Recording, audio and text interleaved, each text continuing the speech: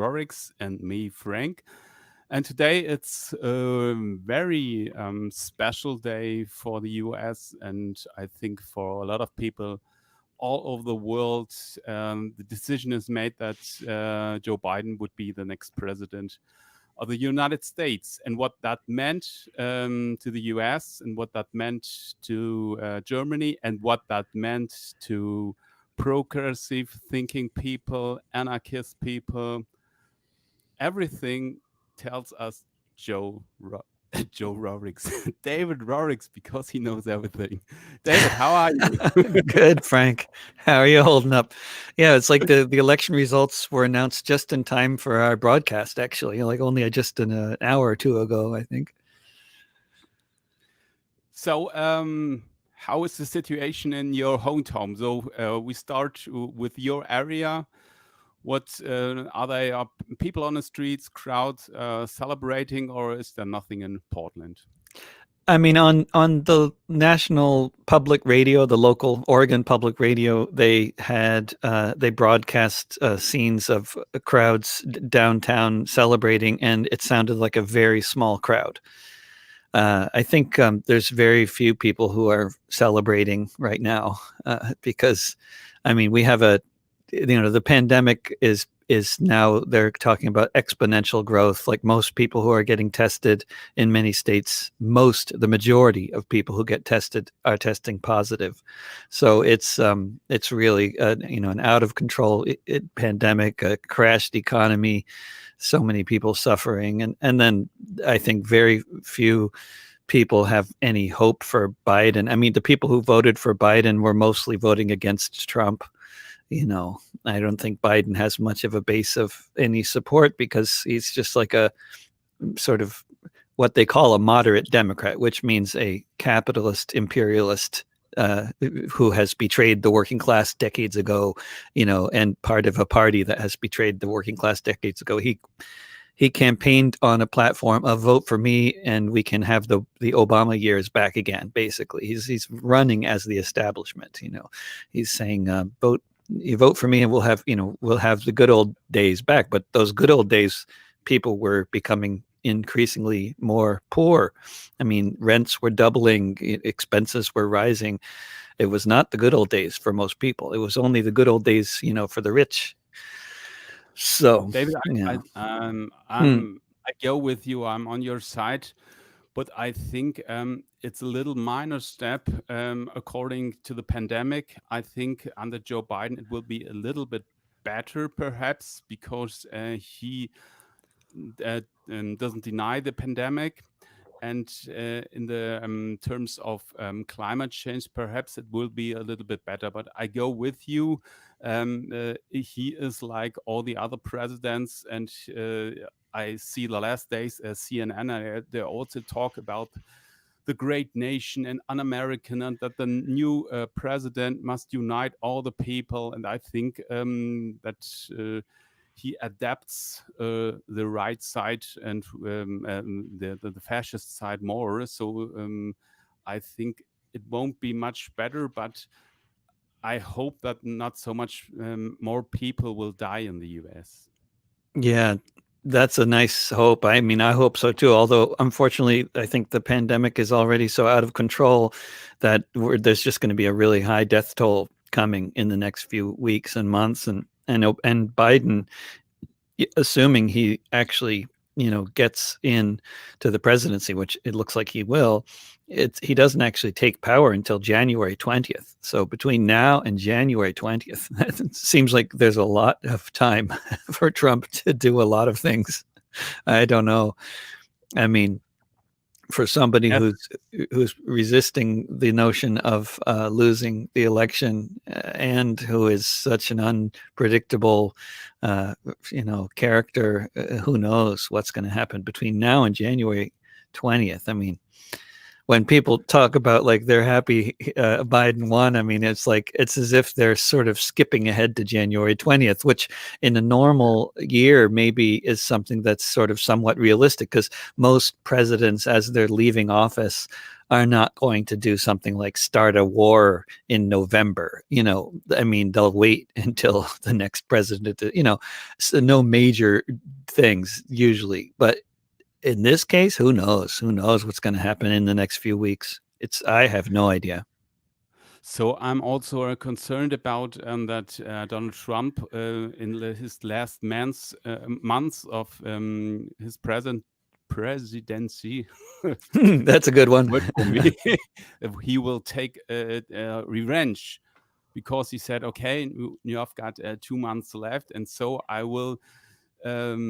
Taste revenge, and I will do a lot of bad things for the American people, and that he will um, estimate, not estimate, strengthen it. Do you have also these concerns that it would be Yeah, worse in the last months? yeah, I mean, it's at least it seems like it's possible that what we could see now is a pattern that has become familiar, which is at first Trump tries to do something outrageous and he meets some resistance from within the ranks of the Republican Party for the first few days, and then he gathers together his sort of base of support within the leadership of the party, and then they put the other Republicans in line, and then he gets the thing going in the direction he wants it to go in. It's just unclear whether he's going to be able to do that this time, because clearly he lost the election. But the despite all efforts at rigging the election and taking away the vote from millions of people in various ways, all in many different states, despite all those efforts, he lost. And he didn't lose by that much, but he lost. And I think a lot of the Republicans who are kind of living in some version of the real world will have to recognize that he lost, and they won't go along with his effort to keep power, even though he lost. But that's unknown. I mean, I think one thing that we can say for sure about Trump and his time in power is that you cannot predict the future very accurately. Things can happen, and we don't know what can happen. It's very complex. There are a lot of forces at play, and there's a lot more going on than just politics in the halls of power. There's also in the streets. We have people walking around cities throughout this country right now with assault rifles. You have, in every one of these places where they've been counting the vote, you have dozens or sometimes hundreds of far right people walking around with American flags and, semi-automatic weapons. And also on the side of the Black Lives Matter protests, increasingly, people are carrying guns. So it's and there's more guns now in the homes of Americans than ever in history, and so many So of them have been bought in the past few weeks. So, topic guns. What's a very hard to understand topic here in Germany, that you're allowed to have a gun, to use it, and that it's your own right to have it. And um, also, President Obama tried to do something against the NRA. But do you think that under the Biden administrations there will be efforts for gun control, or do you think that's the opposite, that that he just say, okay, I have to do some politics for the Republicans, so I won't do anything about gun control? I mean, as far as I recall, the last time that there was now, I think I don't think the Obama administration was ever able to overturn to put back in place the assault weapons ban that actually was put in place, I believe, under George W. Bush. And but now I can't remember. But I don't remember the details. But basically, there was for a long time there was something called the assault weapons ban, and what it meant was it just meant that it was significantly harder for people to actually buy rapid fire guns. Still, it was easy to get rifles and pistols that did not fire, rapid fire, right? But then, when then the assault weapons ban was overturned, and it became incredibly easy in much of the country to buy, basically automatic weapons, the kind that you use on the battlefield. And uh, since then, the number of massacres have increased dramatically, and the death toll in the massacres has increased dramatically. But I don't remember the specific numbers in terms of how much and when and all that. But that's been the trajectory. That's been the trend, and it's So it's just terribly, very worrying. It's just extreme. It's terrifying. I mean, you got people walking around with guns all the time, all over the place, especially the far right. yes, and I've heard a report about somebody who sells guns, and the reporter asked him if there will be a next civil war, and he said no, because the Democrats, they have no weapons. But I Yeah. think that's not true, or is it true?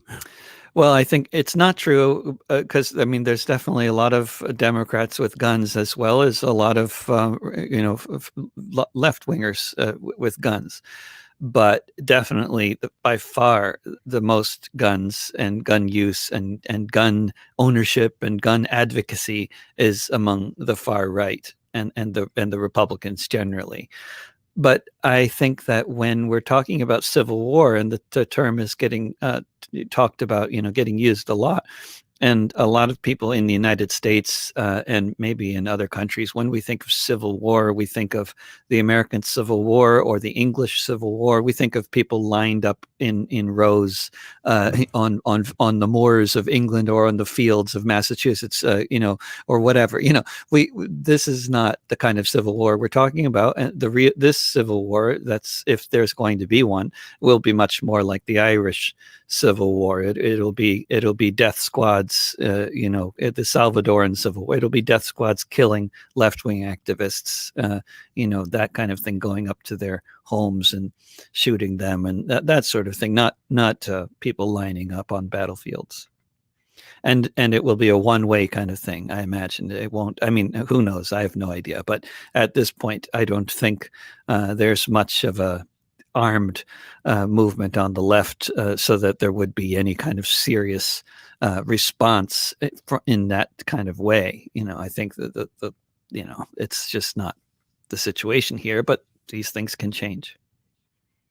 So you think there is the possibility that the far right is trying to overthrow the government, or just they're making some special in terrorist actions, like bombing something, or killing left activists or other people? Or do you think they really have tried to overthrow the new government?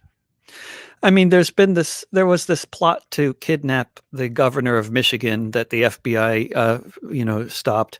But generally, I mean, I think apparently these kinds of things are happening much more often. But from what I'm seeing, at least from my own vantage point, it's really mainly at this point a matter of attacking people who are having any kind of a protest. So what's been going on is like what happened with the teenager from Illinois, Kyle Rittenhouse, who crossed into Wisconsin and killed 2 people at a protest. I think that kind of thing is the main concern. The far right is showing up at protests which are happening because of Black people being shot in the back by the police, like what just happened 2 weeks ago, or was it last week, in Vancouver, Washington, 10 miles north of here. A young man, 21-year-old man named Kevin Peterson Jr., was shot 15 times in the back by the police while running away. And apparently he may have committed some kind of crime. I don't know, but they that's what they allege. But they shot him in the back while he was running away, and his hands were in his pockets. So there was a lot of people obviously very upset, at another police killing of another black man in this society, and there were many hundreds, maybe 1,000 or so people at the demo in Vancouver. I was there, and the far right, the Proud Boys, were there with automatic weapons and an armored personnel carrier. They had an armored car. They had it looks like a tank. It looks like a tank. It doesn't have a turret, but otherwise it looks like a tank. And of course, they have their pickup trucks with flags. They look like ISIS fighters, like the way that they dress, and the way that they have their pickup trucks. The only thing that's missing are the rocket launchers, but they have the automatic weapons, the pickup trucks with the flags, very much looking like ISIS fighters in the deserts in Iraq and Syria, in terms of the way they're outfitted and the way they drive around with armored personnel carriers and pickup trucks, But and I don't know if they're aware of this. I don't know if they're thinking, oh, we want to look like Islamic State, but that's what they look like, in terms of when you think of people with automatic weapons, pickup trucks, and flags. I mean, I think of ISIS. That's the image. That's how they get around mainly. But I think they have got the same attitude like the ISIS fighters. They won't admit it, but also their behavior against women, the authoritarian style. That they want to have a leader. Their leader is called um, uh, Donald Trump, and the ISIS leader is Mohammed or their god. So I think they have a lot of in common. So I think the situation is very sad. And what is there anything that you say the Americans that want to have a real change in the society, just in their actual surrounding? Do you think there will be a movement, or does the whole movement that was formed against Trump is now breaking together? Is not existing anymore because now they have their aim that Biden is president, so they say, okay, everything is all right. Or do you think there will be progressive people that try to do something? It's so hard to say because we've never lived through a time like this where we have the weakest possible Democratic candidate trying to take power at a time when there's an out of control pandemic and an economic depression. So that's all new. But what I can say for sure is that during the Bill Clinton years and the Barack Obama years, a lot of people fell asleep and didn't do anything much. But at the same time, those years also gave rise to some of the best organized, really, well, the kind of protest movement that really, I think, had more of an impact because it was explicitly anti-capitalist. Like, it was during Bill Clinton's reign near the end that the global justice movement was getting really organized, and the protests at the WTO in Seattle and all that was all during Bill Clinton. And when Obama, during the latter half of his presidency, you had the rise of Occupy Wall Street, and of course the Tahrir Square uprisings in so many countries. And not that was, that would have happened regardless of whether Obama was in the White House in the United States, of course. But in terms of I think there's all kinds of possibilities for social movements, but what is definitely clear to me is that we absolutely have to have a massive social movement like nothing we've seen before if we're going to change the situation here, because Biden is not going to do it without massive pressure, and certainly Trump wouldn't either. But basically, if people don't, if there isn't a massive upswelling of a multiracial working class uprising against the capitalist establishment, imperial status quo, then we're really doomed, because what is abundantly clear to me and a lot of other people is Obama and Bill Clinton and Biden and Hillary Clinton and this whole crowd of mainstream neoliberal imperial Democrats, they are the vehicle for fascism. They are the delivery system for fascism. And if we want fascism, then we can just keep on voting for Democrats and we'll end up with fascism. Because what the people need and what they're demanding is to be fed and housed. What the people want is health care. They want, basically, they won't say the word, but what the people want is socialism. And if they're not going to be given socialism, then they will demand the closest thing they can find to socialism. And what is the closest thing that you can find, as strange as it seems to an educated anarchist with a historical perspective, as strange as it seems to the average person, when they see a socialist and they see a fascist, they often are seeing something that to them looks similar. And if they don't get real socialism, they will go for what you could call fake socialism or national socialism. And you see Trump, and if you listen to his rhetoric, not the way it's filtered on the liberal press, but if you actually listen to his speeches, which is one of the main mistakes I think the pundits make, they don't listen to his speeches.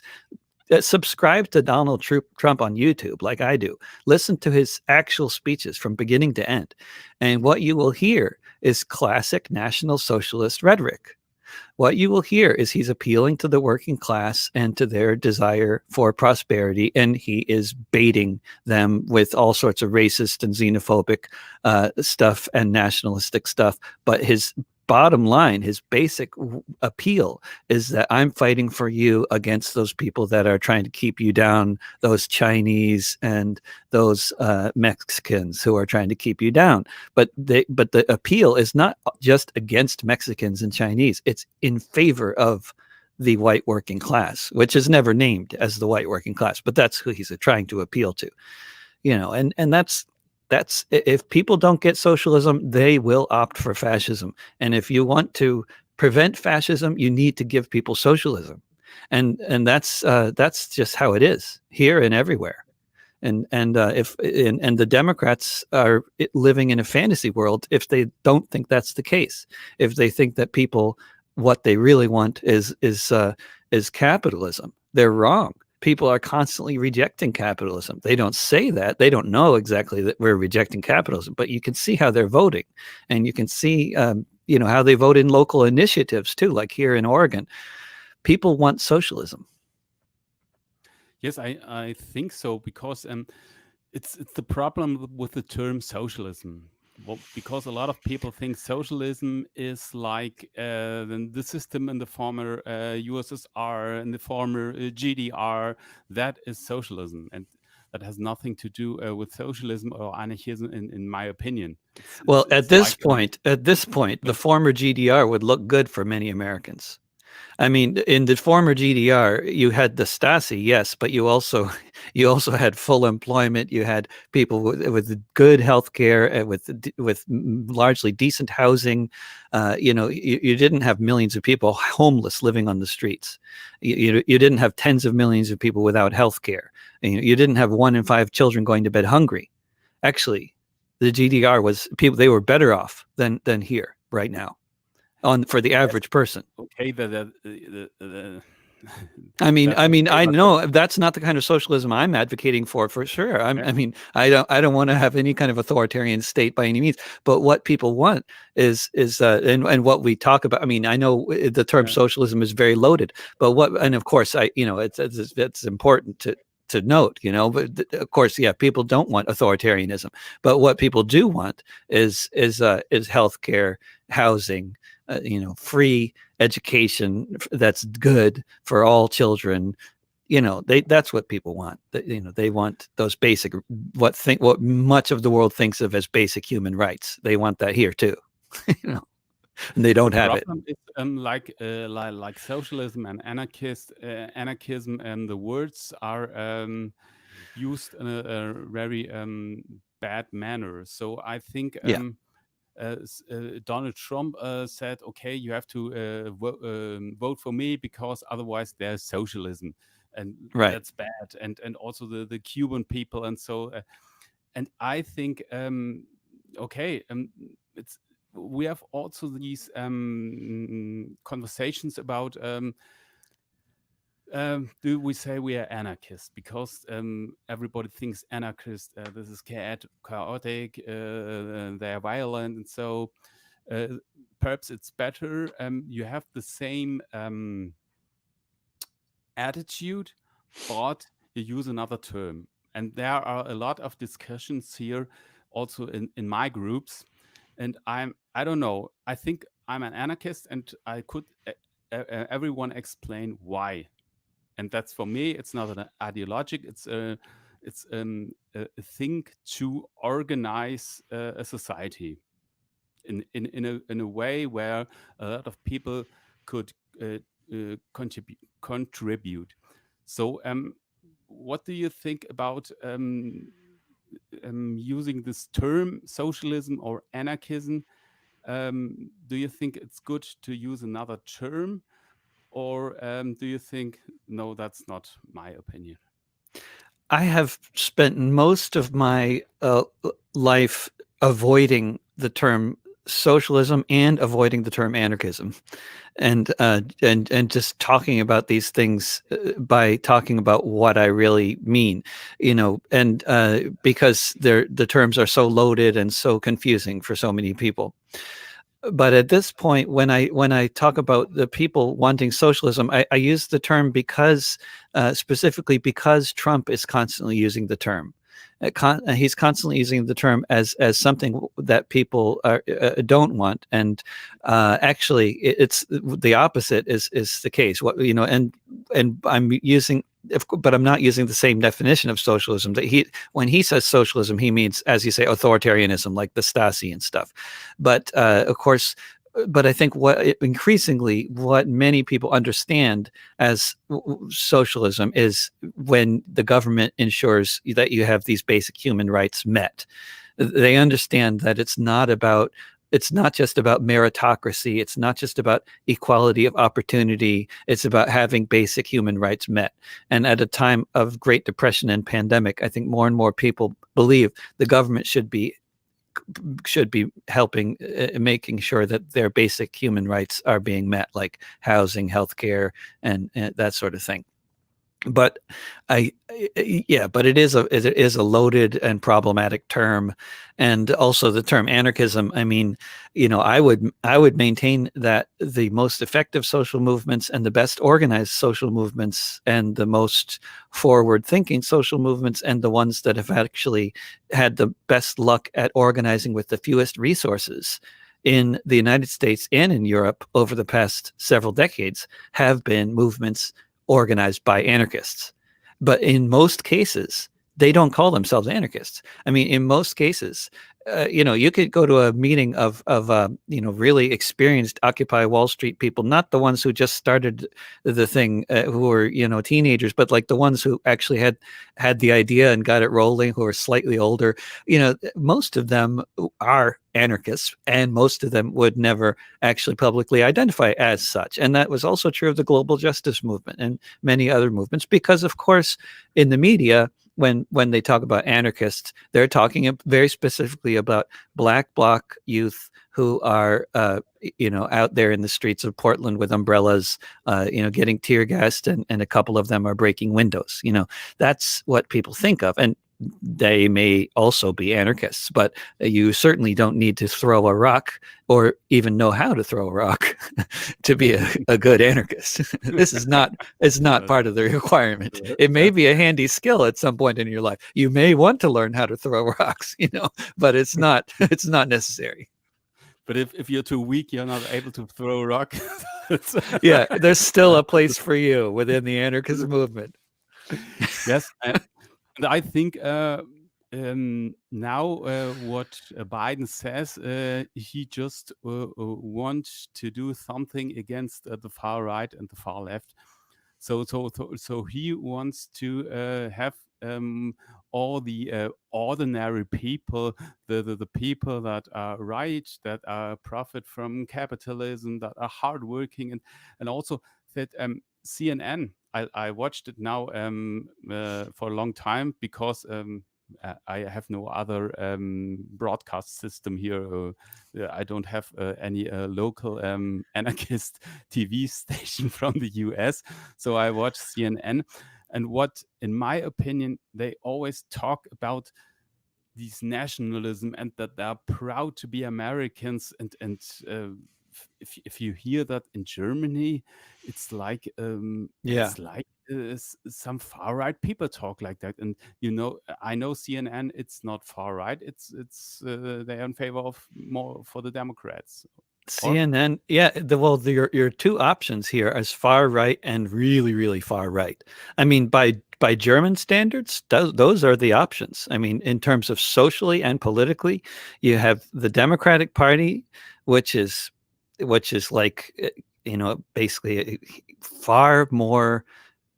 I mean, there is no German equivalent to the Democratic Party. The Democratic Party is so much far further to the right than anything on the German political spectrum. And actually, the Democratic Party is so much further to the right than any European party outside of, I don't know, maybe Russia. Because the Democratic Party, the leadership of the Democratic Party, not only are they proud nationalists and constantly ending their speeches by saying, God bless our troops. Biden ends all his speeches these days by saying, God bless our troops. But the Democratic Party, the leadership of the party believes that even during a depression and a pandemic, we should be spending over $700 billion this year on the military. And that's a bipartisan consensus. And that is the Democratic Party that actually voted last year to give Trump billions, tens of billions of dollars more than he was asking for in the military budget. That's the Democratic Party. And in Europe, there is no party that is advocating for spending more than 3% on the military budget in any country in Europe. And that is really quite something to say, and that is a fact. And if any European party were to advocate for spending anything close to the amount we spend on the military, if any European party were to say, let's cut social spending and multiply our military expenditure, they would not get into office, or if they were in office, they'd be immediately voted out of office. But here in the U.S., spending half of your federal tax money on the military while millions of people are living on the streets and tens of millions have no health care and there's an out-of-control pandemic, that's normal here. So there is it's really hard to find any way to compare how far to the right the Democratic Party is in a European context. So you have in the legal political terms, you just have a party that's right and the party that's more righter. Yeah, that's more it. right. And you have no for all the other people that are not far right or for more right, they have no chance to change something in the political way. The only chance they have is to change something in their local area or change something on the street. Is that right? I mean, I think ultimately change happens in this country where we don't have a multi-party democracy, where we really don't have much of a democracy at all. In this country, historically, change happens on the street. It doesn't happen because of enlightened politicians doing the right thing, or because a new party gets elected to power. That never happens here. It's always the two traditional parties are getting pushed by events on the street or in the world, and they respond to those events. And that's the New Deal in the 1930s was led by an administration that came to power talking about how great capitalism was, and they had no intentions of implementing these kinds of socialist programs, but they were forced to by the Depression and by the militant, massive left-wing movement against capitalism that the 1930s was, known for in much of the world, in the U.S. very much. There's a huge anti-capitalist movement led by communists and socialists and also anarchists, and it was just the government had to respond to that, and it wasn't so that kind of thing can happen again. And I mean, in terms of elections, I mean, certainly it's definitely worth noting that while there was not a blue wave of Democratic victories around the country, and I did not think there would be, what you did see, and what I also predicted, was that the candidates backed by Bernie Sanders won all over the country. They won. And the candidates backed by the mainstream of the Democratic National Committee, the more mainstream capitalist imperialist Democrats, even with the help of Bloomberg's billions and so many other corporate donations, even after spending more than I think any party has ever spent in the history of elections in the world, they still lost. And that is because the people, again, they want socialism, and that's what they're voting for at every possible opportunity. They're voting for the Sanders-backed candidates and against the others. And here in Portland, even though the problem with so many cities in this country in terms of local elections is most of the cities in the country are completely controlled by the Democratic Party. So they're one-party states. And so you have one Democrat running against another Democrat. And they all act like the progressives, because if they want to win, they have to be progressive, because that's what people want. And so you have to try to figure out which one of these is the real progressive, if any of them are, and which one is the capitalist pretending to be a progressive. And it can be very hard. Even if you're really following local news, it can be very difficult to tell which one is which, because they're all trying to pretend to be progressive. So what happened in the local election is the real progressives lost the race for mayor and lost the race for city council, and the landlord and police supported candidates won. So, but at the same time, the local initiatives, which are these ballot initiatives where they explain what is this proposal that it's explained in a paragraph. What is this thing? You vote against it or you vote for it. So all the good ones, most of the good ones won. We voted overwhelmingly to tax the rich in order to fund universal preschool throughout Portland. We voted overwhelmingly to legalize psychedelic mushrooms. We voted overwhelmingly to decriminalize all hard drugs in the state of Oregon. We just did that. That just happened. And so when good things are on the ballot as an initiative, overwhelmingly people see that's good. Let's vote for that.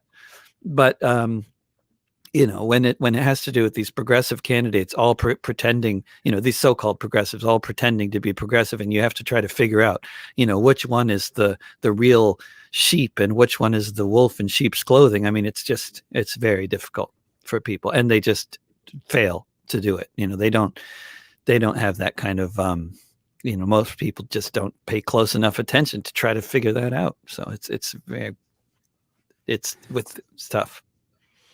So the people that are in favor of Bernie Sanders, that are the more progressive people in the Democratic Party, and do you think they have a chance that these progressives in the Democratic Party, that they get more influence?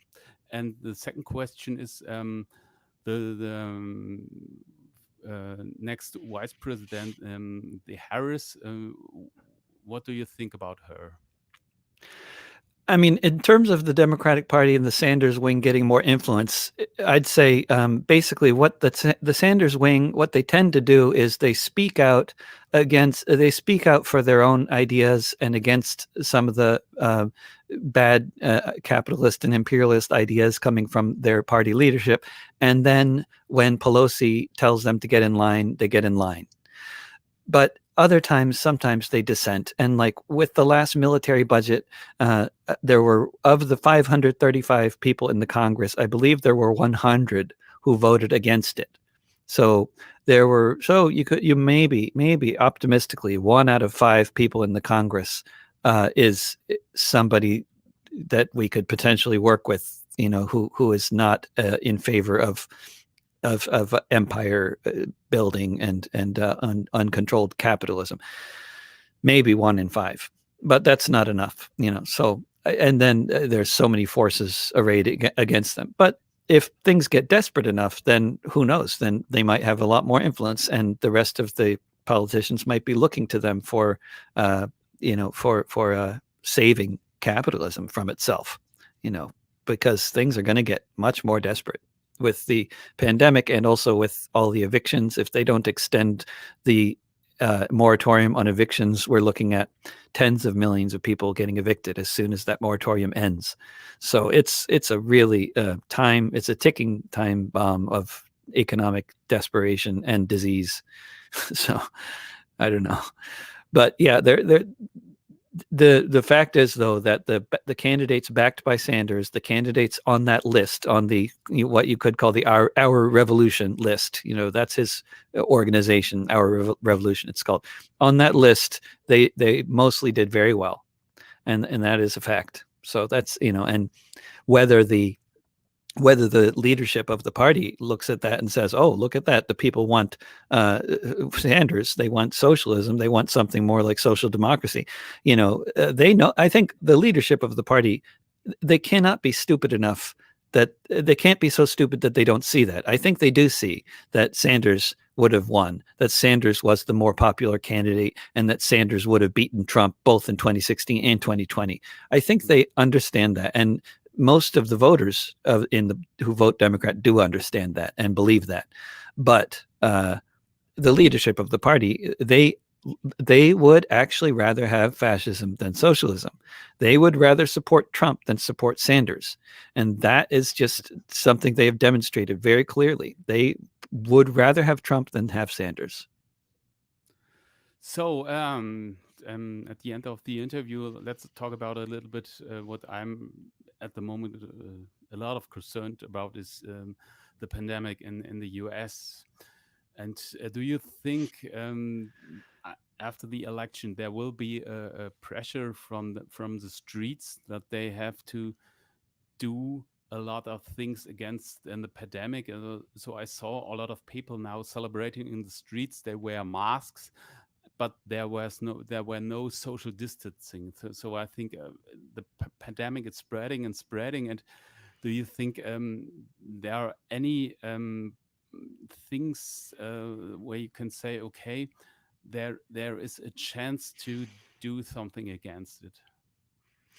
Well, I mean, now we have community spread that's completely rampant. There's no way to do contact tracing and control it at this point. That's long been not possible. It's a just totally out of control pandemic. Although, as far as I understand, from what the scientists are saying, they don't see any evidence that when people are gathered outside with masks on, like at the protests, that this is causing any significant spread.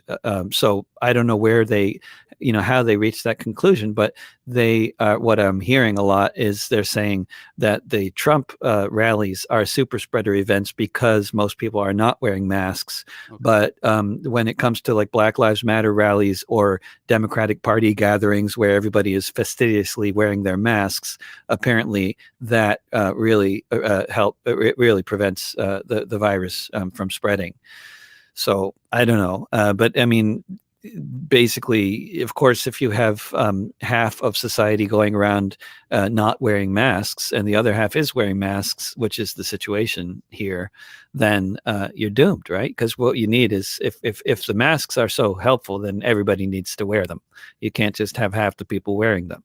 So I mean, I am not a scientist, and I don't know what the overall solution here is in terms of how to get out of this terrible situation we're in, from and still have people surviving. I mean, I don't know what the how that works at this point, but certainly if masks are helpful, then everybody should be wearing them, and that's not happening. So, David, was really nice talking to you, and it's always good to have information from the first hand, like we say. I don't know if that's the Yeah. right. Yeah, that's right. First-hand So information. Yeah.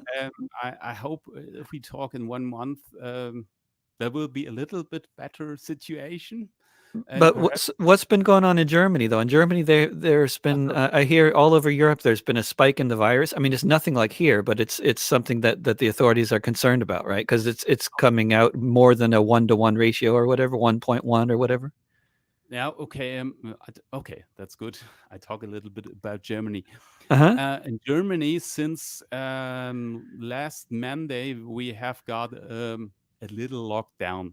They say that means all the bars and restaurants and all the cinemas and the artists, the singers, and all these people are not allowed to do anything. But the schools are open and they have to wear masks. But uh, it's normal. They are normal teached. The um, the um, the experts have said they have to part the classes, but the government said no, we don't have the money for additional teachers, and all the other things, all the economic things, the supermarkets and every shops they are open, and so people are going to do their party in their private um, room. So I think these shutdown will do nothing except that people like you and I have got friends that do improvised theater. And at the moment, I started to make a documentary for them, a film, and they have got no like you know no nothing to perform now at the moment. They starting to perform also a live broadcast, and these people they are suffering and they are going down, but all the big ones they will survive, like it's um it's always. So I think Hmm. they decide in December if they what they do, if they uh, end the lockdown, or if they um,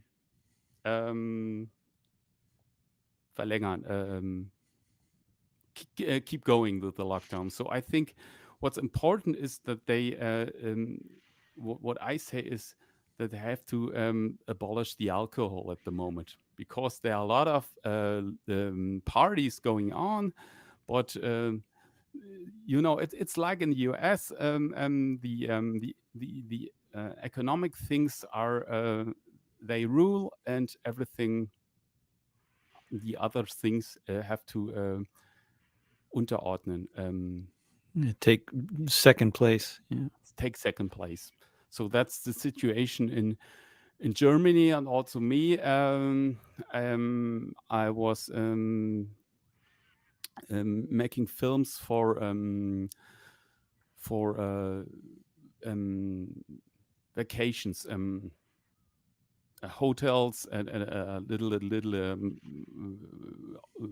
vacations where you go on holiday. So they Hmm. could I make little films for them, or I try to make films for bands, music videos, and so it's nothing. It's like in your thing, and um, uh, that's the problem. All the people that are in the culture business. Mm. They got more and more problems, and also I think the cinemas, they without COVID, they have problems because Yeah. are not so much people going to the cinemas, and now a lot of things shut. So the politicians have with this lockdown, it was, in my opinion, it was really that you could say they are not able to think. So so that's our situation in Germany Mm-hmm. at that time. Sounds very familiar. It's all the capitalism's a problem all over the world. But Yeah. it's too complicated to abolish it. But someone has to do, and capitalism would go away. But I don't have that one. No, but it's a very interesting problem that the more, if they suppress capitalism, they suppress the virus. But if they let capitalism flourish, they let the virus flourish. It's really kind of Yeah. like but fascinating. but but the capitalists don't understand it. No. They say, okay, if you're going to a supermarket, or if you're going to a place like Walmart or IKEA, the big ones, then there is no virus. But if you go to the cinemas, or if you go to a little concert, then there is the virus. Yeah. How And does in that school, work? there's also no virus, you know? Right. The virus is also acting according to the capitalists. Yeah. Apparently. Right. That's why they want to believe that we believe that. Yeah. But Yeah. you can't control viruses with fantasy, as Trump keeps on discovering. So that's interesting. Trump he can do everything. He said, It's yeah, except that the world doesn't actually exist in his head. It exists outside of his head. You know? Okay, David, was nice talking to you, and Great talking to you, Frank. we see you next month. Have a good time. Yeah. Yeah. Good. See you next Okay, month. bye. Take care. Okay.